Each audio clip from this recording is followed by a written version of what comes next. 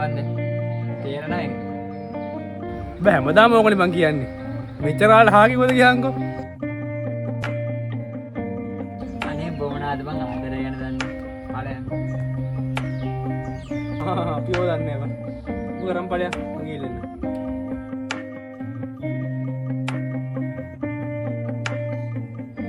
මේ උඹ එක්කවරුට හා කියහන් නැත්තම් බෑ කියහන්. බොරුවට ඒක කාලේ ගන්න එපා. මොනවද තියෙන්නේ? ඕ හිඟන්නෙක් නේ. හරක් ඉන්නේ දක්කන්න මිසක් කවල පොල බලා ගන්න නෙමෙයි.